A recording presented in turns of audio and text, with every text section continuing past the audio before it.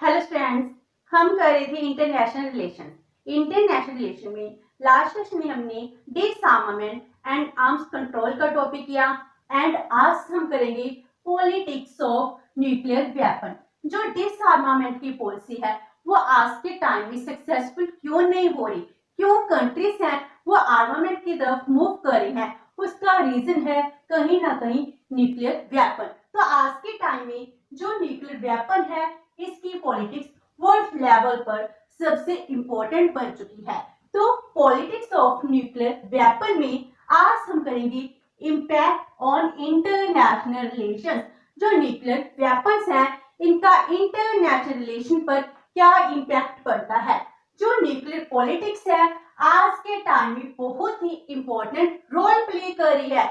Nuclear politics है जो world war 2 में सिर्फ यूएसए के पास थी, उसके बाद जी रेस में कन्वर्ट हो जाती है। हर एक कंट्री अपने आप को न्यूक्लियर नेशन बनाना चाहता है क्योंकि इससे लगता है कि वो सबसे पावरफुल कंट्री बन सकते हैं। तो पहले यूनिपोलर, उसके बाद जब रशिया के पास न्यूक्लियर वेपन्स आ जाते हैं तो वो बाइपोलर पॉलिटिक्स हो जाती है। लेकिन आज के टाइम में बहुत सारी कंट्रीज हैं, न्यूक्लियर क्लब बन चुका है, तो क्या बन गया, मल्टीपोलर पॉलिटिक्स। तो इस तरह न्यूक्लियर पॉलिटिक्स बहुत ही इंपॉर्टेंट है।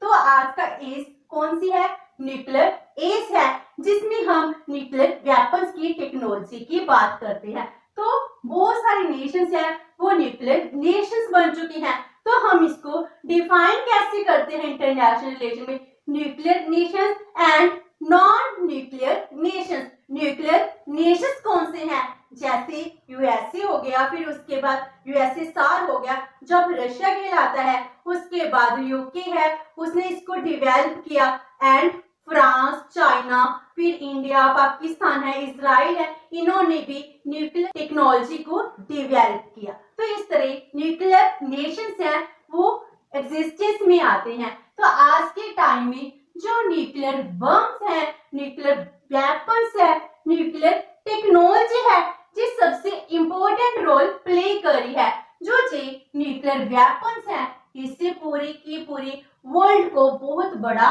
थ्रेट है।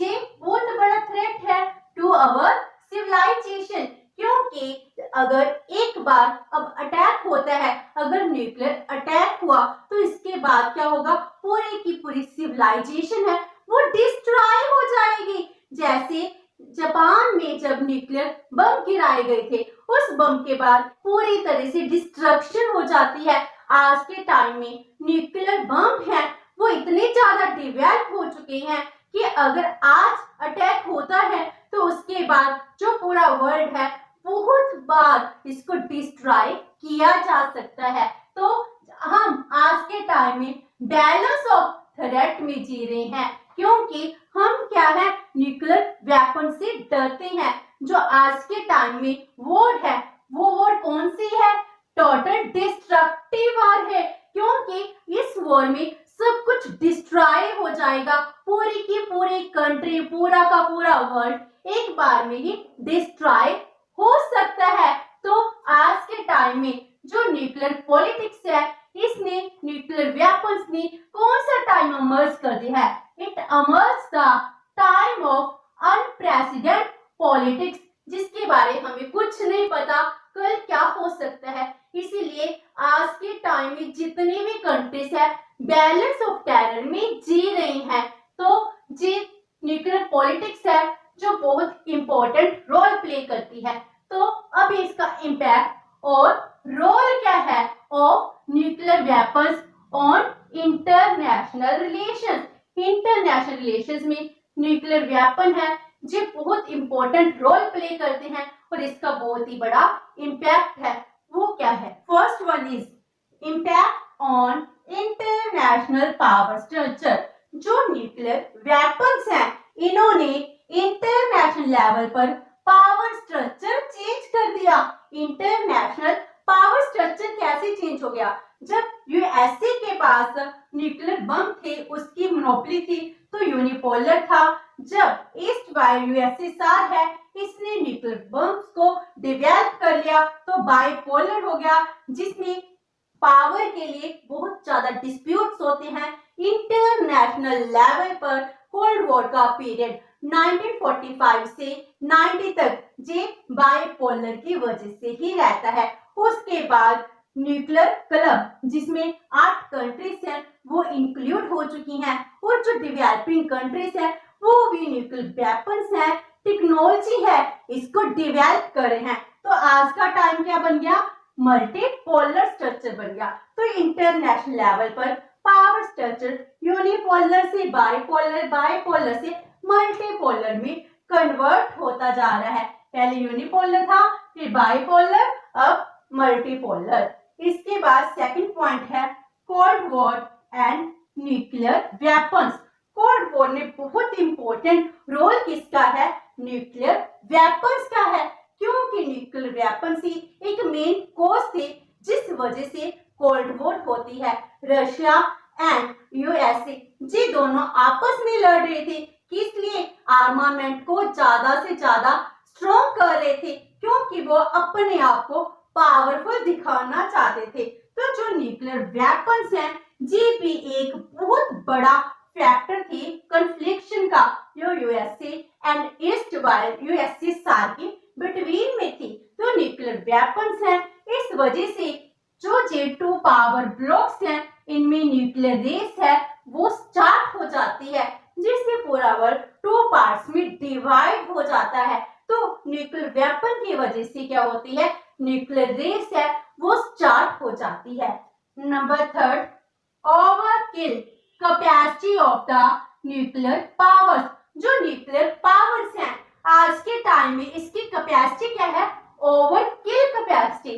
जब हमारे पास कन्वेंशनल मीन्स थे, कन्वेंशनल वेपन्स थे, तो हमारे पास हमेशा ही पावर स्केर्सिटी की प्रॉब्लम बनी रहती थी, क्योंकि हमारे पास इतने ज्यादा एडवांस्ड वेपन नहीं थे। तो ये वेपन पावर स्केर्सिटी को रिप्रेजेंट करते थे। लेकिन आज पावर स्केर्सिटी नहीं है, पावर स्केर्सिटी किस में चेंज हो चुकी है?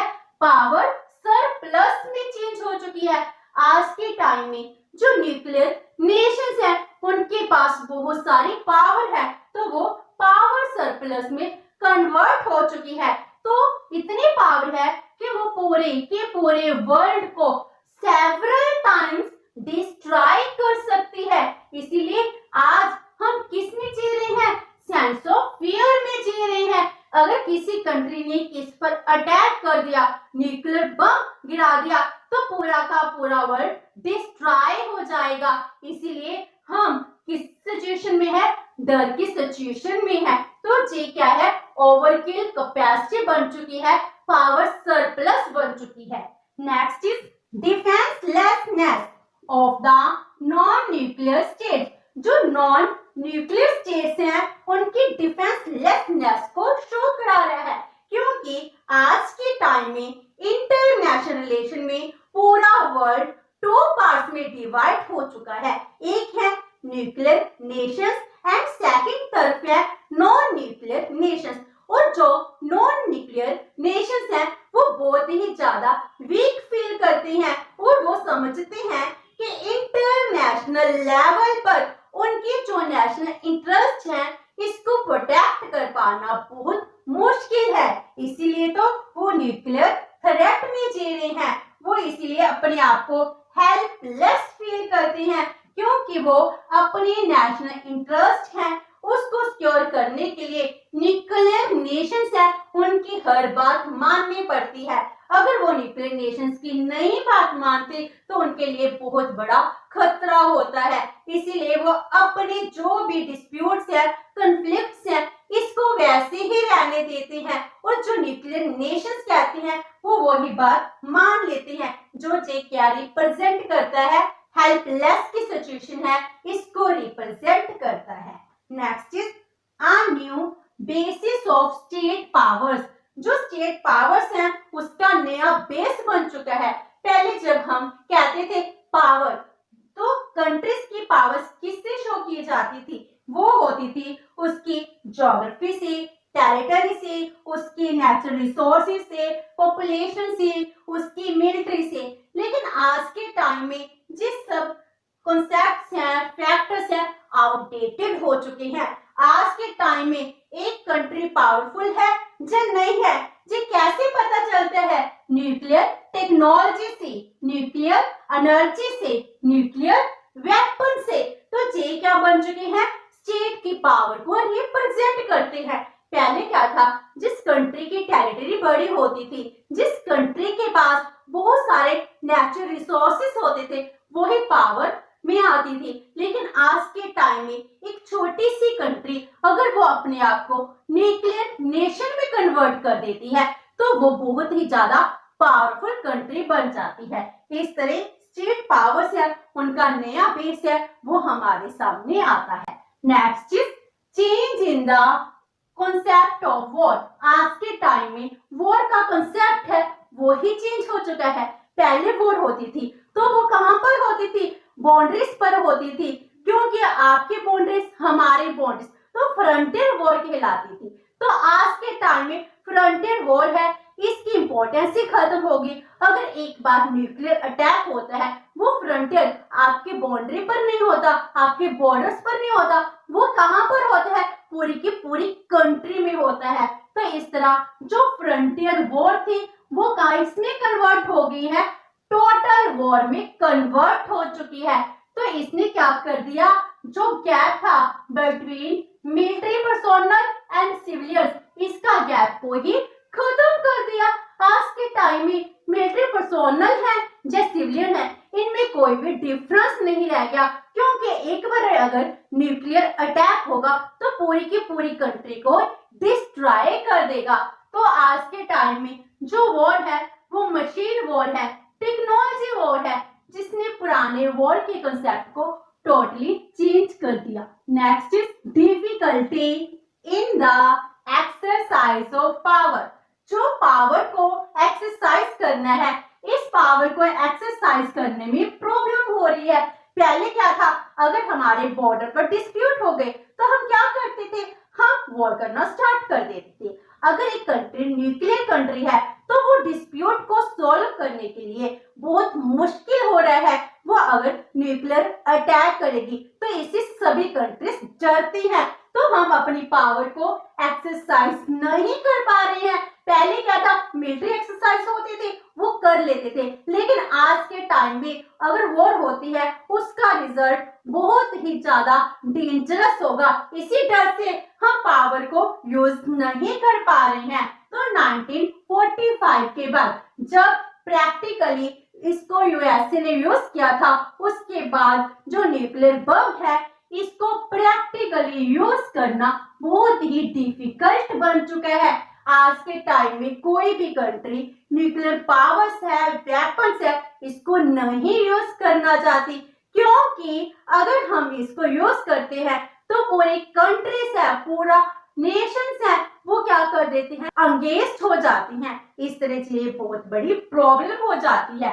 तो न्यूक्लियर वेपन्स है, ये क्या है? सोर्स ऑफ लिमिटेशंस, क्योंकि इसे हमारी जो पावर को यूज करना है इस सोर्स को लिमिट कर दिया है। Next is break down of the principle of balance of power.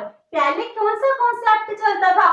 Balance of power, जो इंटरनेशनल पॉलिटिक्स में बहुत ही इंपॉर्टेंट टॉपिक था, बैलेंस ऑफ पावर। लेकिन आज के टाइम में बैलेंस ऑफ पावर की जगह बैलेंस ऑफ टेरर है, इस कॉन्सेप्ट ने बहुत बड़ी जगह ले ली है। तो जो बैलेंस ऑफ पावर था आज के टाइम में इम्पॉसिबल है कि हम इसको ऑपरेशनलाइज कर सके। इवन की जो सुपर पावर्स है वो भी अनेबल है to create balance of power. तो आज हम कहां पर रह रहे हैं? बैलेंस ऑफ टेरर में जी रहे हैं। तो balance of terror in international relation जो बहुत ही इंपॉर्टेंट बन चुका है। बैलेंस ऑफ टेरर का मीनिंग क्या है? कि अगर हमारे पास न्यूक्लियर वेपन्स है, सामने के पास भी है, तो हम दो ऑपोजिट कंट्रीज है, हम एक दूसरे पर अटैक नहीं कर रहे हैं। क्यों नहीं कर रहे हैं? क्योंकि हम अपनी डिस्ट्रक्शन से डरते हैं, क्योंकि अगर हमने अटैक किया वो हम पर भी अटैक करेगा, वो तो डिस्ट्रॉय होगा ही होगा, हम भी डिस्ट्रॉय होंगे। तो ये क्या है? डर की सिचुएशन है। तो आज कौन सा है? बैलेंस ऑफ टेरर की सिचुएशन है। तो fear of the total destruction, balance of terror, it becomes an instrument in preserving peace under a shadow of war. आज इंटरनेशनल लेवल पर अगर पीस क्रिएट है वो किसके अंडर है? In the shadow of war. हम डर रहे हैं, वॉर से डरते डरते हम चुप हैं, हम शांति को क्रिएट कर रहे हैं। जो पीस है जे फियर के डर से है, जे किसके लिए? फ्रेंडशिप में नहीं है कि हम म्यूचुअली अंडरस्टैंडिंग लेवल से इस पीस को क्रिएट कर रहे हैं। Next is nuclear weapons have strengthen status क्यो इन इंटरनेशनल रिलेशंस। आज जो बड़ी बड़ी रिलेशंस हैं किसी की टेरिटरी को अपनी टेरिटरी में इंक्लूड नहीं करना चाहते, वो दूसरी कंट्री की जो बाउंड्री है उसको वैसे ही स्टेटस देना प्रेफर कर रही हैं। Super powers always try to maintain a particular status quo. इसका मीनिंग है कि हम दूसरी कंट्री के स्टेटस को इंफीरियर शो नहीं कर रहे हैं। Next is nuclear weapons and diplomacy.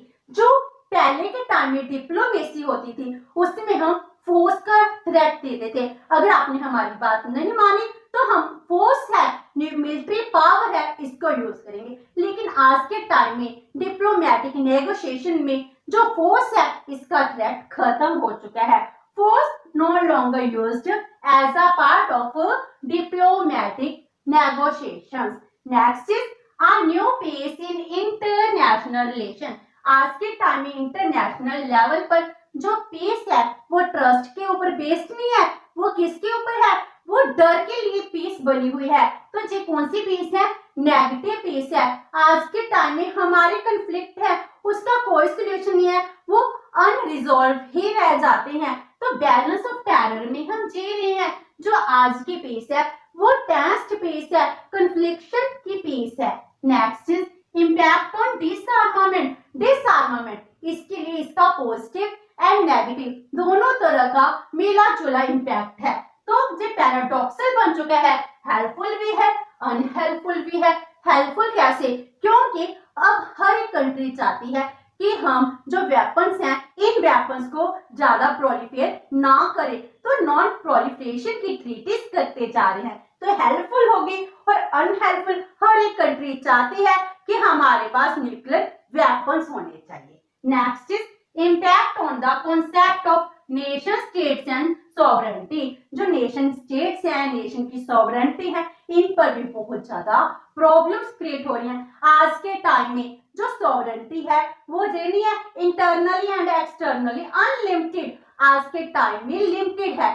जो नॉन न्यूक्लियर नेशंस हैं उनके लिए अपने सॉवरेनिटी को प्रोटेक्ट करना ही बहुत मुश्किल बन चुका है। तो ये डिफिकल्टी बन चुकी है of states to defend from nuclear weapons. इस तरह जो न्यूक्लियर वेपन्स है ये बहुत ही इंपॉर्टेंट रोल प्ले कर रही है इंटरनेशनल लेवल पर। बैलेंस ऑफ टेरर है, इसको क्रिएट करने के लिए जो न्यूक्लियर वेपन्स है इसका सबसे इंपॉर्टेंट रोल है। तो बैलेंस ऑफ टेरर क्या होता है, इसका क्या इम्पैक्ट है, वो हम नेक्स्ट सेशन में करेंगे। होप सो कि आपको ये सेशन अच्छा लगा होगा। अगर आपकी कोई क्वेरी है तो post it in the comment box and video अच्छी लगी तो please like and share with your friends. Thank you so much and have a nice day.